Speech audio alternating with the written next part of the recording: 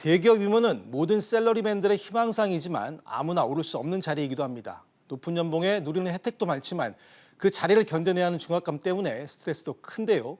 화려하면서도 고독한 대기업 임원이라는 것이 어떤 의미를 갖는지 얘기 나눠보겠습니다. 얘기 앞서서 먼저 직장인들이 생각하는 대기업 임원의 자리, 그들이 생각하는 임원의 자격 요건은 어떤지 궁금한데요. 거리에 나가서 직장인들의 목소리를 직접 들어봤습니다. 일단 급여도 많이 받으면서 저희가 생각했던 것들을 하나하나 다 이룰 수 있을 것 같아서 임원이 되고 싶습니다. 그 자리까지 버티고 올라갔다는 것 자체가 대단하다는 생각이 들어요. 제 모든 걸 바쳐가지고 그 스트레스와 그 많은 삶의 부분들을 버리고 포기하고 그 자리에 올라가고 싶은 생각은 없습니다. 책임감이 가장 중요하다고 생각하고요. 그 밑에 사람들을 포용할 수 있는 능력과 정직함이 우선이라고 생각합니다. 물론 실력도 실력이어야 되지만 주위 환경이랑 이제 그 운도 많이 따라야 된다고 생각해요. 네, 직장인들 얘기처럼 임원은 오르고 싶은 자리지만 막중한 스트레스에 피하고 싶은 자리이기도 한데요. 임원의 자격 요건은 리더십은 물론이고 운이나 책임감 등 다양합니다.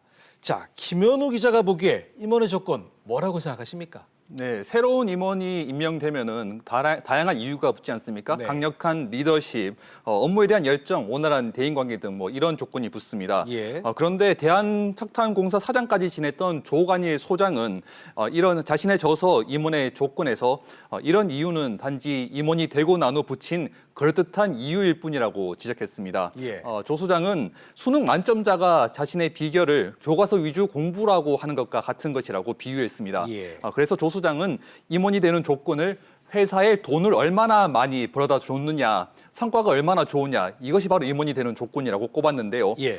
사실 올해 대기업 임원 인사에서도 성과와 포상이 강조되고 기업 실적이 나빠서 오너 3세가 승진해서 빠졌다는 분석이 나오는 것을 보면 그만큼 설득력을 가집니다. 또 지금까지 성과가 적었지만 미래 성과를 낼 수 있는 사람도 임원이 될 수 있다고 적었는데요. 어떤 직원이 만약에 고등학교 선배나 후배 친구가 대통령이나 장관, 뭐 다른 대기업의 임원이 된다면은 그 사람도 임원이 될 수 있다는 겁니다. 알겠습니다. 자, 그럼 김한진 기자가 생각하는 임원의 조건은 어떤 겁니까? 네, 최근 재계에서 핫한 키워드 중에 하나가 날렵한 그리고 민첩한이라는 뜻을 가진 애자일이라는 단어인데요. 불확실성에 맞서 신속한 의사결정과 상황 대응을 위해서 무거운 기업 조직을 날렵한 스타트업 체질로 바꾸는 것을 말합니다. 예. 앞으로는 임원에게도 이런 흐름에 맞는 역량이 더 강하게 요구될 것으로 보이는데요. 미국의 리더십 전문 교육기관 CCL은 리더의 조건으로 학습 민첩성을 강조를 했는데요. 지속적으로 자기개발과 성장을 하면서 조직이 직면하는 문제를 해결하는 능력을 정의합니다. 쉽게 말하면 새로운 지식에 거부감을 느끼지 않고 좀 더 빠르게 받아들여서 문제 해결에 활용해야 한다 이런 건데요. 이번 연말 인사에서 두드러졌던 젊은 피로의 세대 교체 그리고 외부 인사 영입과 같은 순혈주의 파괴도 이러한 흐름에서 이해할 수 있을 것 같습니다. 예. 기존 산업 생태계에서 잔뼈가 굵은 인물보다 시시각각 변하는 흐름에 민첩하게 대응할 수 있는 젊고 유연한 감각의 소유자를 선호한다는 겁니다. 알겠습니다. 매년 그룹들의 인사를 보면 세대 교체가 있어 왔는데요. 올해는 그 폭이나 정도가 더 강한 것 같습니다. 자, 이거는 왜 그런 겁니까?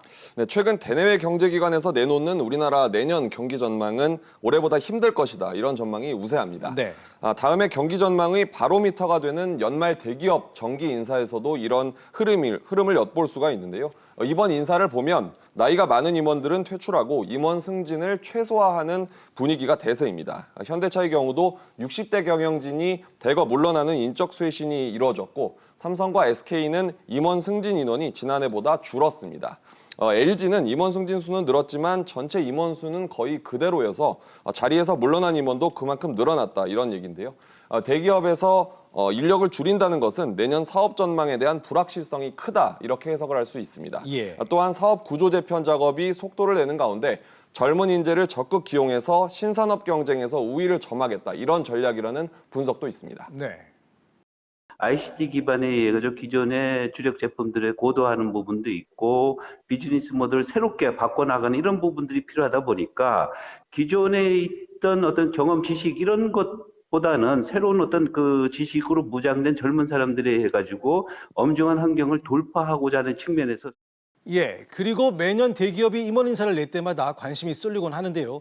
자, 단순하게 생각하면 한 기업의 인사일 뿐인데 왜 이렇게 대기업 임원 인사에 관심이 모아지는 걸까요? 네, 임원은 기업의 경영 전략을 결정할 수 있는 굉장히 중요한 자리입니다. 네. 그래서 임원이 누구냐에 따라 회사가 성장할 수도 있고 최악의 경우 망할 수도 있습니다.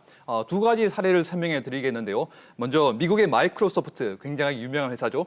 마이크로소프트가 사실 스마트폰 시대에 적응하지 못하면서 구글, 애플을 따라잡지 못할 거라는 그런 예상이 많았습니다. 하지만 사티아 나델라라는 새로운 CEO가 취임하면서 이런 예상이 깨졌는데요. 예. 사티아 CEO는 세상이 변하는 것보다 더 빨리, 더 먼저 변하는 회사를 만들겠다며 회사의 상징인 윈도우의 비중을 줄이고 클라우드 투자를 늘리는 계획을 단행했습니다. 예. 그 결과 마이크로소프트는 20년 만에 애플을 제치고 시가총액 1위로 올라섰고요. 그리고 또 상반된 사례로는 파산한 앨론이 있는데요. 앨런은 제프리 스킬링을 새로운 CEO로 영입하면서 급성장했는데 제프리 CEO는 회사 실적보다 주가 상승에 더 치중했고 이를 위해 분식 회계를 저질렀습니다. 이처럼 임원이 기업에 큰 영향을 미치기 때문에 매년 대기업 임원 인사에 관심이 쏠리고 있습니다. 그렇군요. 사실 국내 대기업의 임원은 별이라고 표현을 할 정도로 달기 어려운데요. 자, 김 기자, 네. 추상적인 질문 같지만 그 대기업 임원이 된다는 것 어떤 의미가 있을까요? 네, 대기업 임원이 될 수 있는 확률은 1% 미만이라고 합니다. 네. 그래서 삼성이 3년 동안 4만 명을 채용했다고 발표했는데 이 4만 명 중에서 임원이 될 수 있는 사람은 400명도 채 안 된다는 겁니다. 네. 어려운 만큼 임원이 되면은 회사에서 대우가 달라집니다. 억대 연봉과 전용차, 운전기사, 비서 등 최고 대우를 받을 수 있고요. 해외 출장대 비즈니스석을 이용하고 특급 호텔을 이용하는 등 많은 혜택을 받을 수 있습니다. 예. 하지만 임원은 실적과 숫자로 말한다는 말이 있듯이 책임과 막중한 스트레스가 따르는데요. 전직 임원이 말하는 대기업 임원의 자격이 뭔지 들어보시죠. 네. 대기업 임원 누구나 이제 회사를 입사하면서 목표로 하는 거긴 한데 그 사실은 되는 것도 어렵지만 지키는 것도 굉장히 어려운 거죠. 지킨다고 하는 거가 결국은 엄청난 그런 그 스트레스 이런 것들을 감수해야 되는 거고.